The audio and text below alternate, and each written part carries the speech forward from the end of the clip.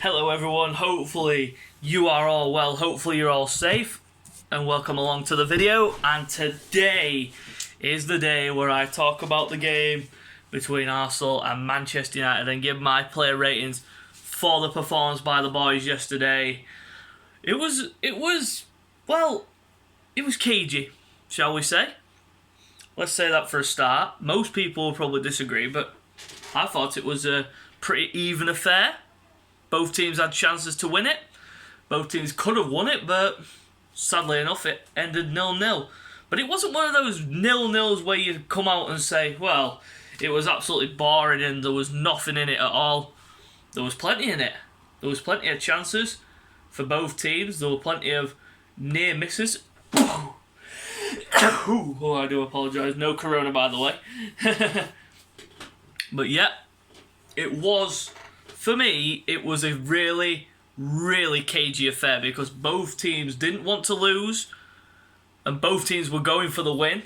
But I knew from the kickoff, from the lineup that Ole put out, it straight away dawned upon me to think he always goes like this against the big teams.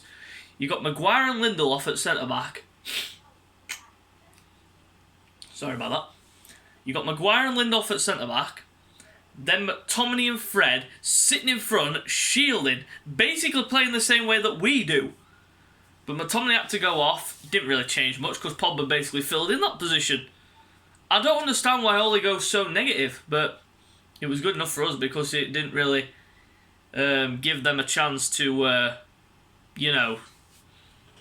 win the game. But they did have massive chances. Cavani especially, he should be burying those chances. And I saw that Man United fans were saying that Cavani is an elite level striker. If he's an elite level striker, then he'd be finishing those near enough 8 times out of 10. Elite striker. And I'm telling you, if that was Aubameyang on current form, everyone would say, "Oh, he'd have fucking missed it. He'd have missed it." But I don't think he would. I don't think he would personally. But to be fair, it was a good game, and wasn't a game where you come out of it and say it was absolutely shit and it was boring. But I'm happy with the point. I am actually genuinely happy with a point against Manchester United because that is 4 points we've taken off them this season, 2 clean sheets, and at the moment we have got 17 points out of a possible 21 in the last 7 games. And if you think that's not turning a corner, then I don't know what is. I do not know what is, because he has definitely, Arteta has turned the corner with this team because we're more creative. We look like we're more creative. We're more attack-minded. We defend when we need to. We're doing really well defensively. David Luiz and Holding yesterday, they were immense. They were clearing every single ball. David Luiz's celebration after that free kick, that was the stuff of dreams. He's just there. It looked like he'd scored a 30-yard madness and just started going mad. He started going like this. Fucking get in. Saying all that. But yeah, it was a really great performance by the boys. And I'm glad we got out of there with a point. Because if Cavani had scored that goal, those chances that he had, they were gilt-edge. They were gilt-edge. And if those had fallen to the likes of Mbappe or Neymar or Messi or Ronaldo, they'd have been buried. No doubt about it. And the Man United fans have got the cheek to say that Cavani is a better striker than Aubameyang. Aubameyang has come into the Premier League, taken it by storm. Yes, he's had the worst season of his Arsenal career so far in the last 3 years. Oh, by the way, 3 years ago today, yo, Pierre, you want to come out here? It happened on this day, 3 years ago. Aubameyang signed for Arsenal. Best bit of business that Wenger did. Best bit of business that Wenger did. In terms of getting an elite level striker, he got that in Aubameyang. And the 2 seasons that he had where he was top scorer, he finished as joint top scorer and then finished runner-up last season.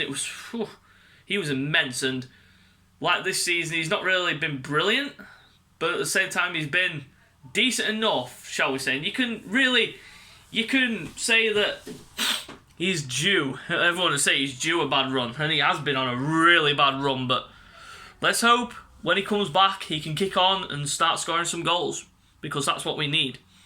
But let's get into it. Let's get into the player rating. Starting in goal, Bernd Leno. Bernd Leno. What more do I need to say about this goalkeeper? He is world class. That save from Fred, fingertip. That save from Cavani, fingertip. Unbelievable. He gets an 8 for me. He gets an 8. Based on those 3 saves alone. The Cavani one, yeah, it's going wide, but he got a hand to it. Good hand as well, but maybe should have left it, but he wasn't to know. He wasn't to know where it's going. It could have gone in, and then if he'd have left it, everyone would start complaining, but yeah, he had a really solid game. Distribution was good.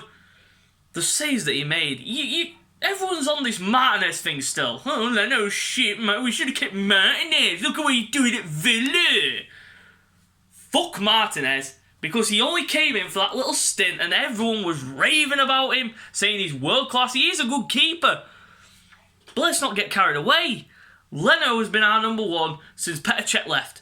And has he let us down? On occasion, yes. But most of the time, he's saving our asses. 8. Alright, going into the back 4, we go first with Hector Bellerin. And again, I keep mentioning this over and over again. He's so passive when it comes to going forwards. He's never going forward enough. The one ball that he played, which was decent, and that was it.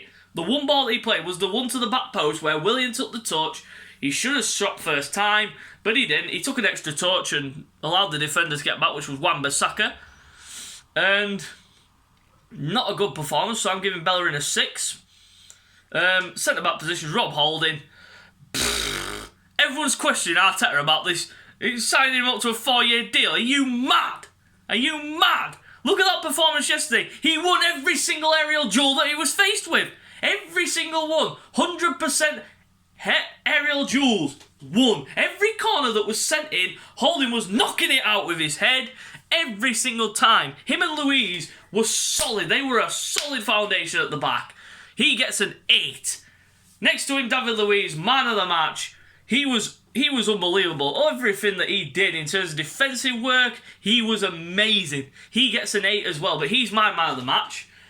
Left back, Cedric. Not really a game where you go, well, he did a lot.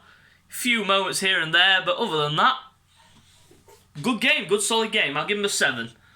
In the midfield, Granit Xhaka, the best out of the 2 for me. Ran the midfield, basically. Had Bruno Fernandes in his pocket. Amazing performance. And I give him a 7. Thomas Partey looked a bit under par to me. He looked a bit off. He did look off. Some of his passing was a bit off. Well, it wasn't even a bit. There was one specific pass that he played into, I think it was Bellerin. And he played it, and Bellerin didn't even go towards the ball. It was too far ahead of him anyway, and it went out of play. Yeah, he was off. But in the midfield, again, he was solid. Cut the ball out when he needed to, so I'm going to give him a 6. Time to get into the front 3, starting off with Nicola Pepe. He has really turned a corner. And everyone's saying that this guy will not come good. You can see the talent's there. He just needs a confidence boost, and I think that is the perfect example. That kind of game there is the perfect example. He gets a 7. It was a really solid performance. Good chances. He had a few good chances. The one where he curled it and it just went wide, that was a really good chance. But again, it was a good performance all around. Did his defensive work well. Did everything else well. But other than that, can't give him more than a 7.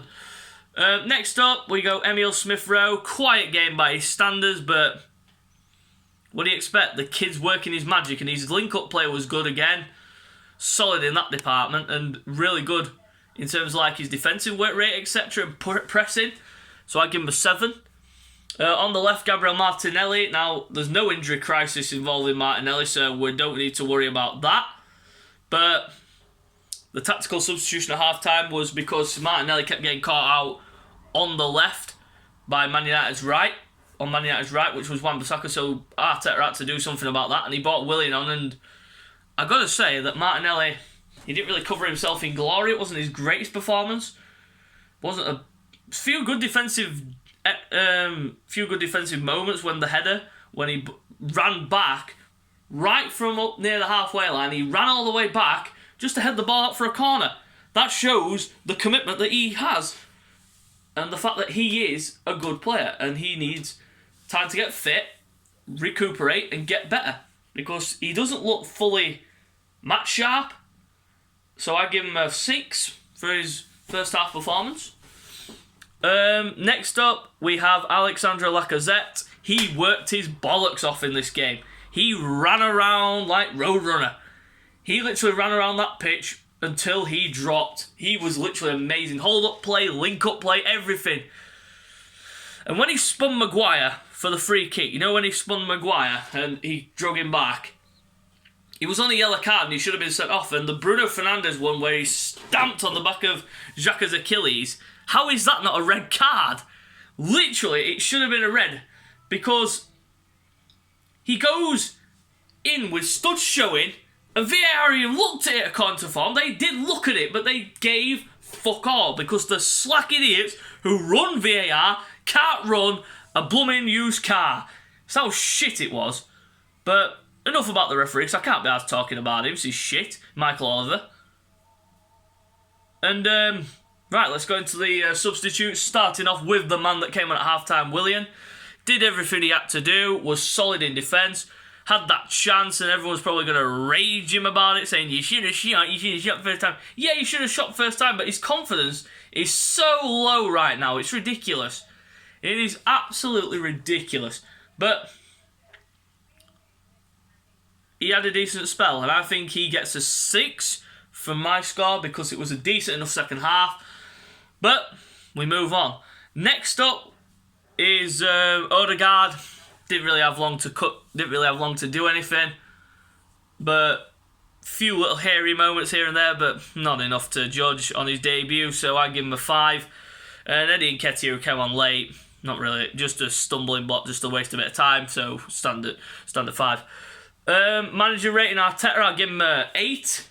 Solid lineup, went with a game plan, did really well, and it shut United down. Basically, we did everything we had to do, so we roll on to Tuesday. So guys, it is time for me to end the video right here, so you know what to do by now. Please subscribe if you're new, and until next time, we shall see you for Monday for the preview and predicted lineup for the Wolves game. Till next time, we'll see you later.